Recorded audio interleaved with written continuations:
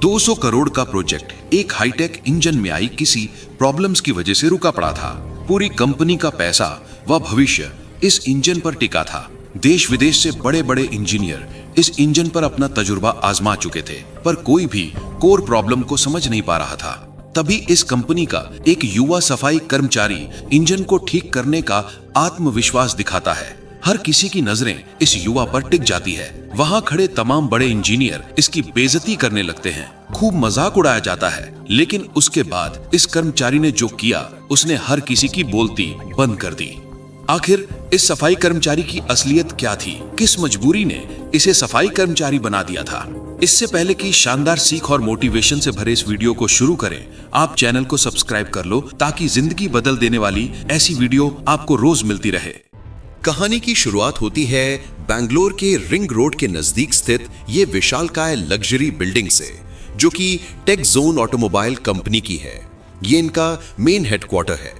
न सिर्फ इस बिल्डिंग की भव्यता बल्कि इस कंपनी की टेक्नोलॉजी एंड सर्विसेज के चर्चों के चलते ये कंपनी आकर्षण का केंद्र बनी रहती है। देश भर के लाखों लोगों का सपना होता है कि उसे भी इस कंपनी में कोई अच्छी जॉब मिल जाए। ये कंपनी वर्तमान और भविष्य को ध्यान में रखकर टेक्नोलॉजी को विकसित करती है, जैसे हाई टेक ट्रांसपोर्ट ट्रक के इंजन, बस के इंजन, शिप इक्विपमेंट्स और कुछ ऐसी मशीनरीज तैयार करते हैं जो डिफेंस सिस्टम के लिहाज से बेहद सुरक्षित व सुविधाजनक होते हैं। हालांकि कंपनी के अंदर का माहौल कुछ अच्छा नहीं था। कंपनी की सीईओ थी प्रिया शर्मा, जिनकी उम्र लगभग 35 साल थी। उनका तरीका एकदम सख्त था। बात करने के तरीके में तंज और तिरस्कार की भावना छुपी रहती थी। यह आउटफिट से हमेशा वेल ड्रेस्ड रहती थी। बाहर के लोग उन्हें बहुत समझदार कहते थे, लेकिन उनके ऑफिस के लोग उनके बारे में अलग ही बातें करते थे। इस कंपनी का सबसे कीमती प्रोजेक्ट उनका बहुत ही नया गाइडेड इंजन पिछले 6 हफ्तों से खराब पड़ा था, और ये इंजन उनका सबसे जरूरी हिस्सा था। 3 साल की मेहनत और करीब 200 करोड़ रुपए की लागत से तैयार हुआ था ये प्रोजेक्ट। लेकिन 70 करोड़ का ये इंजन हमेशा 14 मिनट और 36 सेकंड चलता और फिर बहुत गर्म होकर बंद हो जाता था। हर बार एक ही गलती दिखती थी, हार्मोनिक डिसरप्शन डिटेक्टेड। एक बड़ी एलईडी स्क्रीन से कनेक्ट ये engine red error symbol show कर रहा था। ये इंजन एआई मॉडल पर आधारित था। इस इंजन को एक ऐसे ट्रांसपोर्ट ट्रक के लिए डिजाइन किया गया था जो बिना ड्राइवर के ही माल को बेहद सुरक्षित रूप से एक जगह से दूसरी जगह तक पहुंचाने में सक्षम होने वाला था। ये पूरा 200 करोड़ रुपए का प्रोजेक्ट था, लेकिन सारा काम इस इंजन की टेस्टिंग पर रुका पड़ा था। 3 अलग अलग टीम्स के बड़े बड़े इंजीनियर आकर हार मान चुके थे। ये इंजीनियर हार्वर्ड व स्टैनफोर्ड जैसी विश्वास लेवल यूनिवर्सिटी से पढ़े हुए थे। इंजन के डिजाइन पर बहुत नॉलेज थी इनके पास, लेकिन उनका ज्ञान भी इस इंजन के सामने कुछ काम नहीं आ रहा था। बड़ी बड़ी डिग्री वाले इस इंजन के सामने फेल हो रहे थे। वो भी असल प्रॉब्लम को समझ नहीं पा रहे थे। इधर प्रिया शर्मा की टेंशन हर दिन बढ़ती जा रही थी। अगर ये इंजन जल्दी ही ठीक ना हुआ तो कंपनी को 500 करोड़ रुपए का नुकसान हो सकता था और उनका मार्केट में दबदबा खत्म हो जाता। ये काफी बड़ा प्रोजेक्ट था जिससे कंपनी का भविष्य निर्धारित होने वाला था। इसी कंपनी में दीपक मौर्य नाम का एक सफाई कर्मचारी था, जो कि पिछले 4 सालों से इस कंपनी में कई उतार चढ़ाव देख चुका था। ये काम तो सफाई का करता था, पर इसकी नजरें, इसका दिमाग यहाँ की टेक्नोलॉजी को निहारती रहती थीं। दिमाग से इतना तेज कि जिस भी काम को ध्यान से देखता ये उसे सीख लेता था। ऑफिस के सफेद फर्श से लेकर कॉन्फ्रेंस रूम के अंदर रखे हुए कांच के बर्तन तक दीपक मौर्य हर जगह जाता था। कहने को तो ये कंपनी में हर जगह दिखता था, पर फिर भी ये हर एम्प्लॉय के नजरों से ओझल ही रहता, यानी कोई भी इस पर ध्यान नहीं देता। ये जब भी कोई टेक्निकल नॉलेज बताता तो एम्प्लॉय उसका मजाक उड़ाने लगते, उसे डांटकर भगा देते। कोई भी उसे सीरियस नहीं लेता। दीपक के पास एक छोटे कॉलेज से इंजीनियरिंग की डिग्री थी। उसने ये डिग्री बड़े सपनों के साथ ली थी, लेकिन जिंदगी में हालात कुछ ऐसे बन गए जिसने उसे एक सफाई कर्मचारी बना दिया।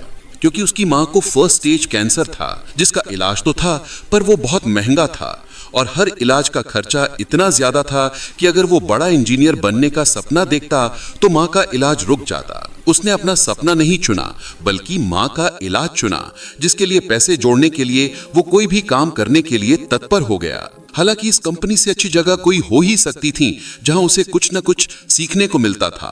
इसीलिए वो कहीं और काम न करके इस कंपनी में सफाई कर्मचारी बन गया। दीपक दिन भर ऑफिस में रहता, लेकिन उस इंजन की आवाज उसे हमेशा सुनाई देती थी। रात को जब सब लोग घर चले जाते और वो कॉन्फ्रेंस रूम का सफाई करता तो वो चुपके से इंजन के ब्लूप्रिंट्स पढ़ता था।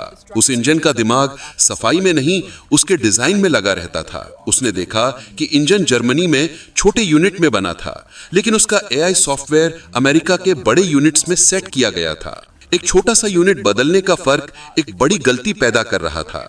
दीपक का जीवन बड़ा संघर्ष भरा रहा। 9 साल की उम्र में दीपक के पिता चल बसे। तब से माँ और दादाजी की देखरेख में ही दीपक पला बढ़ा। दीपक की पढ़ाई लिखाई से लेकर घर के तमाम खर्चों को दादाजी ही पूरा करते। दादाजी का एक पुराना गैराज था। दीपक पढ़ाई लिखाई में बहुत अच्छा था, तेज बुद्धि का था। वो अक्सर स्कूल से आकर अपने दादाजी के गैराज पहुंच जाता और उनके काम में हाथ बटाने लगता। दादाजी उस इलाके के सबसे पुराने और जाने माने मैकेनिक थे। उनका तजुर्बा, उनका हुनर काबिले तारीफ था। वो इंजन की आवाज सुनकर ही बता देते कि दिक्कत क्या है। वहीं दीपक भी कुछ कम नहीं था। दादाजी जैसा हुनर तो मानो उसे विरासत में मिल गया हो। दादाजी जब भी किसी गाड़ी को ठीक कर रहे होते तो वो बड़े ध्यान से देखता, वो चीज को बारीकी से समझता। दादाजी भी उसे छोटी बड़ी बारीकियां बताने लगे। दीपक की उम्र भले कम थी, पर उसकी लगन और उसका इस काम में प्यार व समर्पण देखकर दादाजी दीपक को भी मैकेनिक के काम की बारीकियां बताने लगे। दादाजी दीपक का नाजुक हाथ चल रहे इंजन पर रखते थे और कहते थे, बेटा इस धड़कन को महसूस करो। एक इंजन तुम्हारे डिग्री से कोई मतलब नहीं है, उसे सिर्फ उसके धड़कन सुनने वाले की जरूरत है। मशीन की भाषा समझो, वो तुमसे कभी झूठ नहीं बोलेगी। दादाजी ने उसे सिखाया था कि इंजन को उसकी आवाज से, उसके वाइब्रेशन यानी कंपन से और यहाँ तक कि हल्की सी बदबू से भी कैसे प्रॉब्लम की पहचान की जाती है। दादाजी ने सीख दी कि बेटा, जीवन में कोई काम तब तक ही मुश्किल लगता है जब तक उसकी सही जानकारी हमारे पास नहीं होती। जब तुम पूरी लगन से सीखोगे तो दुनिया का कोई भी काम जल्दी सीख सकते हो और बार बार प्रैक्टिस मेहनत तुम्हें तुम्हारे काम में कुशल बनाएगी, तुम्हारी स्किल को निखारेगी। 16 साल की उम्र तक दीपक इतना माहिर हो गया कि वो पूरा इंजन अब आंख बंद करके बना सकता था। लेकिन फिर हालात बदल गए। दादाजी एक दिन चल बसे। उनके अंतिम संस्कार में शहर भर के मैकेनिक और इंजीनियर आए थे, लेकिन दीपक मन में वो ज्ञान और हाथों में हुनर आज भी था। उसके अंदर चीजों को जानने समझने की प्रबल इच्छा उसे इस कंपनी में ले आई थी। गुरुवार का दिन था। कंपनी की किस्मत आज तय होने वाली थी। जर्मनी से बड़े इन्वेस्टर मिस्टर स्मिथ और उनकी टीम वहां मौजूद थी। उनके पास करीब 800 करोड़ रुपए की फंडिंग थी। डॉक्टर लेखा, जो एक बहुत बड़ी इंजीनियर थी, वो भी उनके साथ थी। उनकी तेज नजर से कोई गलती छुप नहीं सकती थी। एक बड़े हॉल के अंदर प्रिया शर्मा की मौजूदगी में उस नए इंजन का आखिरी टेस्ट चल रहा था, जिसपे बहुत बड़ी डील टिकी हुई थी। लेकिन इंजन कुछ समय चलते ही बंद हो जाता। इंजन से निकलता धुआं सबकी चिंता का बादल बन गया। प्रिया शर्मा ने तुरंत एक इमरजेंसी मीटिंग बुलाई। हॉल में 200 एम्प्लॉइज जमा हो गए। प्रिया ने घबराहट वाली आवाज में कहा, इंजन काम नहीं कर रहा है, अब हम खर्चे कम करेंगे। वो लोग जिनकी जरूरत नहीं है उन्हें तुरंत कंपनी से निष्कासित कर दिया जाएगा। दूर खड़ा दीपक बहुत देर से ये सब देख रहा था। दीपक हिम्मत बांधते हुए उन लोगों के करीब आकर कुछ ऐसा बोल दिया कि वहां मौजूद सबकी नजर दीपक पर टिक गई। दीपक अपना एक हाथ उठाते हुए बोला, मैम, मुझे लगता है कि गलती सॉफ्टवेयर में नहीं बल्कि इंजन के कंपन यानी हार्मोनिक फ्रीक्वेंसी सेट करने में है। 200 लोगों के चेहरे एक साथ दीपक की तरफ मुड़ गए। मिस्टर स्मिथ और डॉक्टर लेखा भी हैरानी से आगे झुक गए। प्रिया शर्मा का गुस्सा आसमान छू रहा था। वो सबके सामने दीपक को जलील करने के लिए तंज कसते हुए बोली, ओए देखो, हमारे सफाई कर्मचारी को इंजीनियरिंग का ज्ञान हो गया। जिस मशीन को इतने बड़े इंजीनियर ठीक नहीं कर पाए, वो तुम ठीक करोगे। वहां मौजूद कुछ एम्प्लॉय दीपक को तिरस्कार की नजर से देख रहे थे, तो कुछ हैरान भी थे कि इसे इतना सब कैसे पता। प्रिया शर्मा फिर से तिल मिलाते हुए बोली, अबे घोंचू, तुम्हें पता भी है ये इंजन कितने जाए? ये कोई आम गाड़ी या गैरेज में खराब पड़ा साधारण इंजन नहीं जिसे तुम ठीक कर दोगे। कोई जानकारी है तुम्हें इसके बारे में जो उठाए मुंह बोल दिया कुछ भी? दीपक एक बार फिर आत्मविश्वास के साथ बोला, अरे मैम, मुझे एक चांस तो दीजिए, मैं इंजन की कोर प्रॉब्लम को समझ रहा हूँ। दीपक रिक्वेस्ट करता ही जा रहा था। वहां मौजूद डॉक्टर लेखा ने दीपक के चेहरे पे एक आत्मविश्वास देखा। उन्हें लगा कि शायद ये कुछ कर सकता है, इसे एक मौका मिलना चाहिए। डॉक्टर लेखा टोकते हुए स्वर में, रुकिए मिस प्रिया जी, हमें लगता है इस व्यक्ति को एक मौका देना चाहिए। हो सकता है कोई बात बन जाए, और वैसे भी हमारे पास दूसरी कोई ऑप्शन नहीं। एक से बढ़कर एक इंजीनियर अपनी कोशिश कर चुके हैं, पर किसी भी इसकी प्रॉब्लम पकड़ में नहीं आई। तो एक बार इसका भी देख लेते हैं। तभी भीड़ से भी आवाज आई, हाँ एक मौका दिया जाए। प्रिया शर्मा एक शर्त रखते हुए बोली, ठीक है दीपक, ये तुम्हारा चैलेंज है। तुम्हारे पास ठीक 2 घंटे हैं। इस 200 करोड़ के इंजन को सबके सामने ठीक कर दो। अगर तुम कामयाब हुए तो तुम्हें तुरंत सीनियर इंजीनियर बना दिया जाएगा, और अगर तुम फेल हो गए तो सिर्फ नौकरी नहीं जाएगी, तुम्हें हमेशा के लिए इस बिल्डिंग से बाहर कर दिया जाएगा। और मैं खुद तुम्हारे बारे में सबको बताऊंगी कि तुम कितने बड़े नाकामयाब आदमी हो। प्रिया मनी मन सोच रही थी कि ये सफाई कर्मी क्या ही जानता होगा, उल्टा और खराब कर देगा। चलो अच्छा है, अगर इंजन में कोई खराबी आई तो मैं सारा इल्जाम उन तमाम लोगों पर लगाऊंगी जो भी इसे बढ़ावा दे रहे हैं, इसका सपोर्ट कर रहे हैं। दीपक के चेहरे पे कोई डर नहीं था। प्रिया इस सफाई कर्मी से चिड़ी हुई थी और प्रिया को दुनिया के सामने इसका मजाक बनाने का एक मौका मिल गया। प्रिया ने तुरंत अपनी टीम को बोला, इस पूरे चैलेंज को सोशल मीडिया पर लाइव दिखाया जाए। वो चाहती थी कि पूरी दुनिया देखे कि जब एक गरीब आदमी अपनी छोटी औकात से बड़ी चीज को छूने की कोशिश करता है तो क्या होता है। दीपक के दिमाग में सिर्फ दादाजी की आवाज गूंज रही थी। दीपक इंजन को शुरू करने को कहता है, इंजन शुरू किया जाता है। दीपक शांत खड़ा होकर बड़े ध्यान से इंजन की आवाज को सुन रहा था। हर किसी की नजरें जिज्ञासा पूर्वक दीपक को निहार रही थी कि आखिर ये क्या करेगा। डॉक्टर लेखा दीपक के पास आई। उन्होंने धीरे से पूछा, जवान आदमी, क्या तुम सच में ये करना चाहते हो? तुम्हारा पूरा फ्यूचर दांव पर है। दीपक ने उन्हें देखकर जवाब दिया, मैम, मैं अपनी पूरी जिंदगी इंजन की आवाज को सुनता और महसूस करता आया हूं। ये इंजन हमें बता रहा है कि इसको क्या मुश्किल है, हम ही सही से सुन नहीं पा रहे हैं। डॉक्टर लेखा ने सर हिलाया। उनके चेहरे पर अब एक शांति थी। ऐसा लगा कि शायद बात बन सकती है। ये वो कर सकता है जो कोई नहीं कर पाया।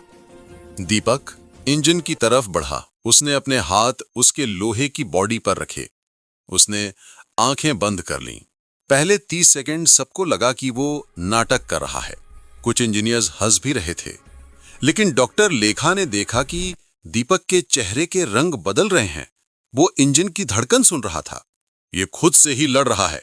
तभी दीपक गंभीर स्वर में बोला, एआई सिस्टम ठीक है, लेकिन वो ऐसी मैकेनिकल प्रॉब्लम्स को ठीक करने की कोशिश कर रहा है जो है ही नहीं। उसने मिस्टर स्मिथ की ओर देखते हुए जिज्ञासा भरे स्वर में पूछा, सर, ये इंजन जर्मनी में छोटे यूनिट्स पर बना था क्या? मिस्टर शुमिट ने चुपचाप सर हिलाया और धीमे स्वर में कहा, हाँ, लेकिन एआई को अमेरिका में सेट किया गया है। इस पर दीपक तुरंत बोला, वही तो पहला प्रॉब्लम है। जर्मनी और अमेरिका के यूनिट्स में बहुत छोटा फर्क है। एआई सॉफ्टवेयर एक अलग धड़कन की उम्मीद कर रहा है, लेकिन इंजन के पार्ट्स उसकी बात नहीं मान पा रहे हैं। यह ऐसा है जैसे एक गाना हो जहां हर स्वर थोड़ा सा अलग धुन पर निकल रहा हो। इंजन पुनः बंद हो गया। दीपक ने बोला, इंजन को दोबारा शुरू करो और इस बार स्पीड को धीरे धीरे बढ़ाना। इंजन की हर बढ़ती स्पीड और आवाज से दीपक मौर्य प्रॉब्लम को और बारीकी से समझ चुके थे। दीपक ऊंचे स्वर में बोला, 2800 आरपीएम पर सुनिए, वहां कंपन में गलती है। इंजन के पार्ट्स ठीक हैं, लेकिन एआई सेंसर्स गलत कंपन रीड कर रहे हैं। आपके इंजीनियर्स कंप्यूटर की गलती ढूंढ रहे थे, जबकि प्रॉब्लम इंजन की धुन की है। इतना कहते हुए दीपक टेबल की ओर बढ़ा जिस पर इंजन डिजाइन के हर पार्ट्स को कैसे सेट किया गया है, इनसे संबंधित पेपर्स पड़े हुए थे। दीपक पहले भी इन पेपर्स को देख चुका था, पर अब वो प्रॉब्लम को समझने और समझाने के नजरिए से उन पेपर्स का गौर से निरीक्षण करने लगा। दीपक को फॉल्ट समझ आ चुका था। दीपक पूरे आत्मविश्वास से उन पेपर्स को उठाकर आगे बढ़ा और कहा, जर्मनी में छोटे हिस्सों की बनावट बहुत ही परफेक्ट थी, लेकिन अमेरिका का एआई सिस्टम थोड़ी ढीली बनावट की उम्मीद कर रहा था। यहाँ छोटी सी गड़बड़ थी जिससे पूरा इंजन बंद हो रहा था। विशाल रस्तोगी, जो बड़ा इंजीनियर था, उसने भी जब क्रॉस चेकिंग करते हुए ये सब देखा तो उसने भी इस बात को समझा कि हाँ, चीजें तो ऐसी ही हैं। उसका चेहरा हैरानी से भर गया। उसने धीरे से माना कि दीपक सही कह रहा है। मिस्टर स्मिथ ने भी कुछ देर जांच करने के बाद सर हिलाया। ये सफाई कर्मचारी नहीं था, ये एक बहुत अच्छा इंजीनियर था। डॉक्टर लेखा ने जिज्ञासा भरे मन से दीपक से पूछा, चलिए माना कि इसकी कोर प्रॉब्लम आपने पकड़ ली, पर अब इसे ठीक कैसे करेंगे? दीपक ने हल्का मुस्कुराते हुए कहा, आप निश्चिंत रहें, इसके प्रॉब्लम का सलूशन भी है, और सबसे बड़ी बात, उसके लिए किसी महंगे सॉफ्टवेयर या बॉडी पार्ट्स को रीडिजाइन करने की आवश्यकता नहीं पड़ेगी। कोई महंगा खर्च नहीं है। दीपक की बातें सभी को अनसुलझी पहेली की तरह लग रही थी कि आखिर ये कहना क्या चाहता है। दीपक एक अलमारी के पास गया जो कई छोटे बड़े जरूरी टूल्स और मशीन बॉडी पार्ट से भरा पड़ा था। दीपक वहां से एक छोटी सी मेटल की डिस्क निकाल कर लाया जो हॉकी पक जितनी थी। ये सबको दिखाते हुए दीपक कहने लगा, ये एक हार्मोनिक डैम्पनर है। इंजन और एआई दोनों ठीक हैं। इन्हें सिर्फ एक दूसरे की भाषा समझाने वाले की जरूरत है। ये छोटी सी चीज कंपन के फर्क को जोड़ देगी। दोनों के बीच तालमेल व संतुलन बनाने के लिए इसका अहम रोल होगा। प्रिया शर्मा का घमंड पूरी तरह से टूट गया। वो बोल पड़ी, तुम कह रहे हो कि ये 3000 रुपए का मशीन पार्ट हमारा मिलियंस का प्रॉब्लम ठीक कर देगा? तुम्हारा दिमाग तो खराब नहीं हो गया? कुछ भी बोले जा रहे हो। दीपक ठंडे और शांत स्वर में बोला, सबसे अच्छे हल हमेशा सबसे आसान होते हैं मैम। इसके बाद दीपक इंजन के एक पार्ट्स बाहर निकालता और इस डैम्पनर को उसमें सेट करने लगता। वो इतनी बारीकी से इस कार्य को अंजाम दे रहा था कि हर कोई वहां उसकी कार्य कुशलता की तारीफ बांध रहा था। दीपक ने पूरी सफाई के साथ 12 मिनट में डैम्पनर इंजन में सेट कर दिया और पार्ट्स को इंजन में पुनः जोड़ दिया। उसके हाथ वही पुरानी दादाजी की सिखाई मेहनत बता रहे थे। इसके बाद दीपक कुछ सेकंड के लिए इंजन के सामने हाथ जोड़कर आंखें बंद कर मन ही मन प्रार्थना करता है, मानो वो दादाजी से आशीर्वाद मांग रहा हो। आंखें खोलते ही दीपक गंभीर व संधे हुए स्वर में बोला, इंजन टेस्ट के लिए रेडी है। घड़ी में 1 घंटा 47 मिनट ही हुए थे। उधर दीपक की ये तमाम हरकतें सोशल मीडिया पर लाइव दिखी जा रही थी। हर किसी की नजरें, फिर चाहे वो सोशल मीडिया पर या वहां मौजूद सभी एम्प्लॉय इंजीनियर, हर कोई जिज्ञासा भरी नजरों से उस पल को निहार रहा था कि क्या इंजन ठीक से चलेगा अब। डॉक्टर लेखा ने बोला, इंजन चालू करो। पूरे रूम में शांति थी। चाबी घूमी और जब इंजन चालू हुआ तो आवाज में फर्क साफ था। अब आवाज में एक गहरा और स्मूथ कंपन था। स्क्रीन पर हमेशा की तरह लाल और पीली लाइट्स नहीं, सिर्फ हरी लाइट्स थीं। इंजन का टेम्परेचर बिल्कुल सही था। डॉक्टर लेखा की आंखों में खुशी से चमक उठी। उन्होंने कहा, 40 साल में मैंने इतनी साफ रीडिंग कभी नहीं देखी थी। इंजन अब 97.3% अच्छे से चल रहा है। ये तो अद्भुत है, विश्वास नहीं होता। प्रिया के चेहरे का रंग उड़ गया, लेकिन वो फिर भी हार नहीं मानी। वो ऐंठते हुए कड़क शब्दों में बोली, ठीक है चल रहा है, लेकिन क्या ये ट्रक को चला सकता है? उसने नीचे खड़े बड़े ट्रक की तरफ इशारा किया। दीपक ने सिर्फ सर हिलाया और बोला, हाँ मैम। इंजन की पावर ट्रक के सिस्टम्स में चली गई। पहली बार 6 हफ्तों में वो बड़ी गाड़ी चालू हो गई। वो ट्रक पार्किंग से बाहर निकला। इंजन की पावर और एआई के जटिल कमांड सिस्टम के तालमेल पर ट्रक बेहतरीन तरीके से चल रहा था और हर रूल को फॉलो कर रहा था। वो ट्रक 37 मिनट तक चलता रहा। मिस्टर स्मिथ और उनके साथी बहुत खुश हुए। ये परफॉर्मेंस उनके सारे पुराने प्लान से भी बेहतर थी। डॉक्टर लेखा ने जब इंजन बंद करने को कहा तो पूरे रूम में सबने सुकून की सांस ली। 6 हफ्ते की नाकामयाबी सिर्फ 1 घंटा 47 मिनट में ठीक होकर बड़ी सफलता में बदल गई थी, और वो भी एक सफाई कर्मचारी के हाथ से। डॉक्टर लेखा आगे बढ़कर दीपक से हाथ मिलाया। तुम्हारी समझ और हल दोनों बहुत अच्छे थे। तुम्हारे दादाजी को गर्व होगा। मिस्टर स्मिथ ने तुरंत घोषणा करते हुए कहा, हम अपना इन्वेस्टमेंट 20% बढ़ा रहे हैं, लेकिन हमारी एक शर्त है। हमारी यूरोपियन इंजन टीम को मिस्टर दीपक मौर्य ही लीड करेंगे। 20% ज्यादा पैसा मतलब कंपनी के लिए बहुत बड़ा बदलाव था। डॉक्टर लेखा ने बिना देर किए दीपक को तुरंत डायग्नोस्टिक्स इंजीनियर बना दिया। उसकी तनख्वाह 3 गुना हो गई और उसे कंपनी शेयर्स भी मिले। दीपक की आंखों में कामयाबी की चमक के साथ खुशी के 2 आंसू भी थे। दीपक अब दिखने वाला सफाई कर्मचारी नहीं, वो कंपनी का सबसे जरूरी इंजीनियर बन गया। प्रिया शर्मा खिड़की के पास एकांत खड़ी थी। उसका लाइव स्ट्रीम अभी भी चल रहा था, लेकिन लोग अब उसे ही गुस्सा दिखा रहे थे। लोग रोहन की तारीफ कर रहे थे और प्रिया के घमंड पर सवाल उठा रहे थे। 2 हफ्तों के अंदर सारी चीजें बदल गईं। बोर्ड ने प्रिया की लीडरशिप पर सवाल उठाए। उसके पुराने ईमेल्स जिसमें उसने रोहन की बेइज्जती की थी, सबूत बन गए। प्रिया शर्मा को सीईओ की पोस्ट से हटाकर सिर्फ स्ट्रेटेजिक एडवाइजर बना दिया गया। उसकी तनख्वाह भी बहुत कम हो गई और उसके सारे बड़े फैसले लेने की पावर छीन ली गई। उसे एक बड़ी गलती का सामना करना पड़ा। दीपक की जिंदगी पूरी तरह बदल गई। उसको नया ऑफिस, नई कार और सबसे ज्यादा इज्जत मिला। कंपनी ने एक नया नियम बनाया कि अब हर एम्प्लॉय की बात को, चाहे वो किसी भी छोटी पोजीशन पर हो, ध्यान से देखा जाएगा। रोहन की कहानी की वजह से कंपनी का स्टॉक भी 15% बढ़ गया। 6 महीने बाद दीपक अब जर्मन इंजीनियर्स के साथ मिलकर काम कर रहा था। उसकी मां का इलाज अब पूरा हो चुका था। उसके घर में दादाजी की तस्वीर और उसका पुराना डिप्लोमा आज भी रखा था, लेकिन अब उनके साथ नए अवार्ड्स भी थे। एक दिन प्रिया शर्मा रोहन के पास आई, एकदम सिंपल कपड़ों में। उसका पुराना अहंकार खत्म हो गया था। वो विनम्र स्वर में बोली, दीप, मुझे माफी चाहिए, मैं तुम्हारी तरह लीडर बनना सीखना चाहती हूँ। दीपक को दादाजी और माँ की सीख याद आई कि सबको एक मौका मिलना चाहिए। दीपक बोला, बहन, तुम्हें सिर्फ मशीन की धड़कन सुनना ही नहीं, लोगों की बात सुनना भी सीखना होगा। प्रिया मुस्कुरा उठी। तो दोस्तों, इस तरह हुनर, तजुर्बा और अच्छे संस्कार ने जिद और घमंड को हरा दिया। सच्चा ज्ञान बड़ी डिग्री में नहीं, दिल और दिमाग की समझ में होता है। अगर आपको ये कहानी पसंद आई तो प्लीज इस चैनल को लाइक, सब्सक्राइब करना मत भूलिएगा। आप हमारी वीडियो किस शहर से देख रहे हैं, कमेंट में जरूर बताएं।